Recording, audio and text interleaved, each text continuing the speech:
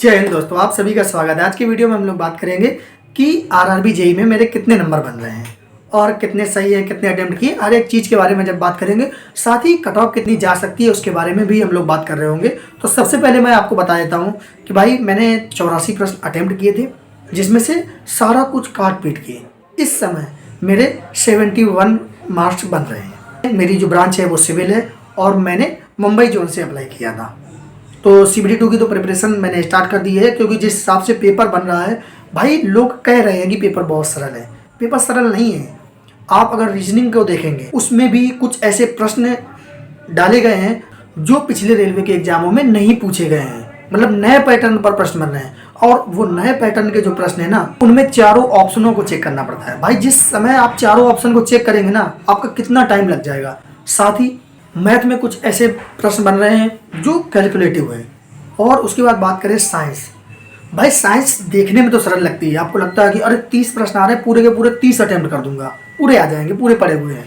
हाँ, आपने साइंस पूरी पढ़ी है तो पढ़े हुए तो हैं, लेकिन वो जो ऑप्शन है ना बिल्कुल नज़दीक है। जब पेपर देने के लिए बैठो तो ऐसा लगता है कि इन दो में से कोई भी हो सकता है, अब मैं किसको टिक करूँ।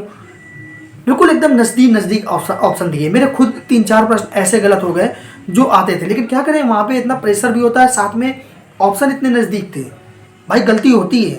आपको सोचिए 84 अटेम्प्ट किए थे, काट पीट कर 71 बन रहे हैं, कितनी गलती हुई। इतनी गलती नहीं होनी चाहिए।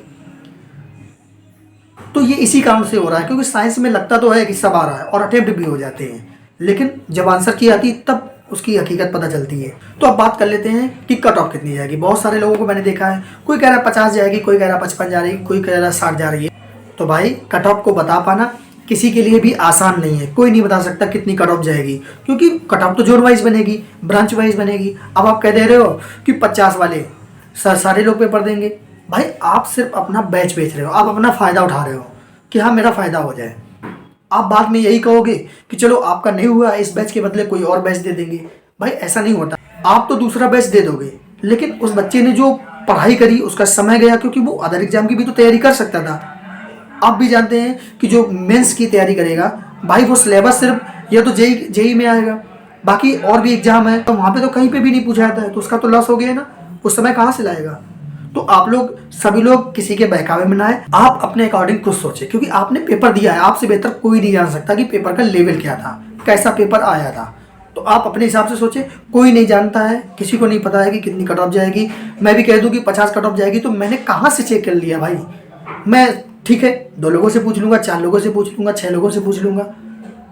क्या 2, 4, 6 लोगों से कट ऑफ डिसाइड हो जाती है? आप खुद सोचिए इस चीज़ को। तो भाई पेपर इतना भी आसान नहीं था। जो कह रहे पेपर आसान है, अब वो दिखाई नहीं दे रहे हैं, क्योंकि आपने पहले देखा ALP में बहुत सारे ऐसे बच्चे मिले जिन्होंने 60 किया, 65 किया, मतलब 70 तक भी पहुंच गए थे। बहुत सारे ऐसे बच्चे थे जो 40 ही कर पाए थे। तो ऐसा लग रहा था कि अरे कट ऑफ तो क्या 70 चली जाएगी, लेकिन जब कट ऑफ आई ना तो 45 वाले भी मिलने मुश्किल हो रहे हैं, 60 वाले तो गायब हो गए। 2, 4, 6, 10 बच्चों को छोड़ दिया जाए तो इस समय 65, 60, 55 बड़ी मुश्किल से मिल रहे हैं। तो हर एक वैकेंसी में कुछ बच्चे अच्छे तो होते ही हैं, हर एक कैटेगरी में होते हैं। तो क्या उनसे पूरी वैकेंसी फिल हो जाएगी? तो आप लोग किसी के बहकावे में ना आए। आपने देखा होगा RPF SI की आंसर की आई। भाई एग्जाम के पहले सबके 100 अटेम्प्ट हो गए थे, घर आने तक 80 बचे, आंसर की आने तक 60-70 बचे हैं। उसके बाद एग्जाम हुआ RRB जेईई का। RRB जेईई में भी आपने देख लिया।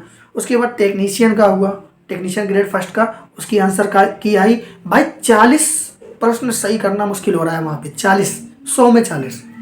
और जब पूछा जा रहा था अटेम्प्ट तो भाई 90, 85 और 80 सभी कहते थे कि अटेम्प्ट हो रहा है। तो भाई अपने अकॉर्डिंग ही सोचे, और आपकी कौन सा एग्जाम लगा हुआ है उसके साथ साथ हम CBT2 की तैयारी कर सकते हैं या नहीं, आप इस चीज़ पर भी ध्यान रखें। क्योंकि अगर आपके नंबर कम बन रहे हैं तो भाई साथ साथ किसी और एग्जाम की भी तैयारी करते रहें। पूरी तरीके से CBT2 में किसी के कहने पर ना लग जाए। इससे आपका समय भी बर्बाद होगा, पैसा भी बर्बाद होगा। इन लोगों को क्या है, अपना बैच बेच देंगे और जब कट ऑफ आएगी तो अब कोई वीडियो नहीं आएगा, इनका कुछ भी नहीं आएगा। सिर्फ आएंगे अपनी कट ऑफ का वीडियो बना देंगे, इतनी कट ऑफ गई और बस चले जाएंगे। भाई आप मैसेज भी करोगे ना तो आपको मैसेज का रिप्लाई भी नहीं मिलेगा उस समय। तो आप लोग किसी के भी बहकावे में ना है। कट ऑफ कोई नहीं डिसाइड कर सकता, किसी को नहीं पता है। जब रिजल्ट आएगा तब पता चलेगा कि कट ऑफ कितनी है। और एक चीज़ मैंने आप लोगों को पहले भी बताया था कि साइंस एनसीईआरटी से आएगी। तो बहुत सारे कमेंट मुझे किए गए थे, लोगों ने कमेंट किए थे कि क्या एनसीईआरटी पढ़ने वाला ही पूरा पेपर कर पाएगा और कोई नहीं कर पाएगा, एनसीईआरटी पढ़ना इतना ज़रूरी नहीं है। लेकिन आपने एलपी देखा, जेई देखा, जहाँ जहाँ पे साइंस पूछी गई है, अब रियलिटी बताना कि कहाँ से प्रश्न पूछे गए हैं। क्या किसी अदर बुक से आए हैं? एक प्रश्न भी अदर बुक से नहीं आया।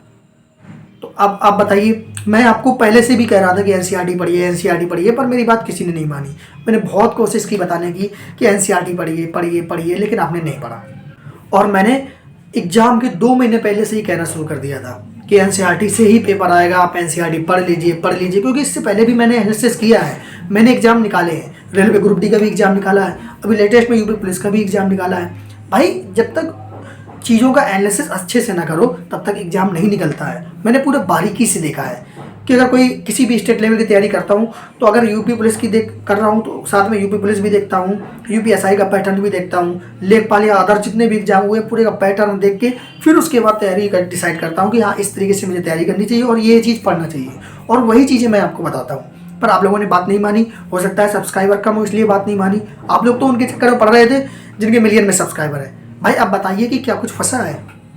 ये लोग साइंस पढ़ाते हैं, मैं नहीं कह रहा हूँ कि साइंस नहीं पढ़ा रहे, लेकिन पेपर कहाँ से बनेगा, किस टॉपिक से बनेगा और आप कितना पढ़ा रहे हो। भाई हमें प्रोफेसर नहीं बनना, आपको मैंने पहले भी ये चीज़ बताई थी, प्रोफेसर नहीं बनना है, हमें एग्ज़ाम निकालना है। तो एग्ज़ाम निकालने के लिए वही चीज़ पढ़नी होगी जो चीज़ पेपर में पूछी जा रही है, लेकिन आप लोग नहीं समझते हो। मैंने देखा है कि जैसे एस के झा सर की बुक है, भाई ट्रांसफार्मर से लगा के उसमें ना जाने क्या क्या दिया है। अब आप सोचिए उस किताब को 6-7 दिन के अंदर रिवीजन करवाना क्या पॉसिबल है कि 6-7 दिन में रिवीजन कर दूँ? नहीं होगी भाई। सिर्फ पढ़ने से पढ़ते रहो उससे क्या याद हो जाएगा, कॉन्सेप्ट क्लियर हो जाएगा? नहीं होगा। और आप 9th 10th की बुक देख लीजिए भाई, अगर मैं पढ़ने को बैठता था 9th की 1 दिन में ख़त्म हो जाती थी, 10th की 1 दिन में ख़त्म हो जाती थी। अब आप सोचिए आप पूरा का पूरा सिलेबस 6 दिन में ख़त्म कर रहे हो, 7 दिन में ख़त्म कर रहे हो, वो भी पढ़ते जा रहे हो, रिपीट नहीं कर रहे हो, अच्छे से नहीं कर रहे हो। और मैं 9th और 10th सिर्फ 2 दिन में ख़त्म कर रहा हूँ, वो भी अच्छे से पूरा कंप्लीट करके। तो भाई इसीलिए मैंने आप लोगों से कहा था भाई एनसीईआरटी पढ़ो, लेकिन नहीं मानी। लेकिन हाँ बात मानी, ऐसा नहीं है कि बात नहीं मानी, बहुत सारे बच्चों ने बात मानी। आप देखिए स्क्रीनशॉट, इस भाई ने बात मानी, इसका टेक्नीशियन ग्रेड 3rd में अच्छा स्कोर है। तो जो लोग मुझसे टेलीग्राम में ग्रुप में जुड़े हैं या जो मुझसे संपर्क करते रहे उनको मैं बताता रहा हूँ, मेरी गाइडेंस मिलती रही है। पर आप लोग इस चीज़ को नहीं मान रहे, अभी भी नहीं मानोगे। किसी का भी बैच उठा लेना, कोई भी टीचर हो, और देख लेना कि एनसीईआरटी बुक से और उस बैच से कितना मिलता है। आप फर्जी का कम से कम 60% सिलेबस पढ़ रहे थे, फर्जी का, और उसमें आपका टाइम जा रहा था, जिसकी वजह से ना आप मैथ पढ़ पाए हो ना अच्छे से रीजनिंग पढ़ पाए हो। और इस बार मैथ में आपको लग रहा है सरल प्रश्न है, भाई सरल प्रश्न में ही लोग फंसते हैं, क्योंकि हम तो 4-4 5-5 लाइनों के सवाल सॉल्व करते हैं, 4-4 5-5 लाइनों के सवाल लगाते हैं। लेकिन जब थोड़ा सा लैंग्वेज 1-2 लाइनों में घुमा दिया जाता है ना, सरल प्रश्नों में ही गलती होती है सबसे ज़्यादा। अगर देखा जाए तो बहुत कम ऐसे बच्चे होंगे जिनके आते हुए प्रश्न गलत ना हुए हों। 2-3 प्रश्न गलत हुए हैं जो बिल्कुल उनको राइट पता है। कैसे गलत हुए हैं? क्योंकि सरल है, हल्के में ले लिया है, और मैक्सिमम बच्चे यही गलती कर रहे हैं।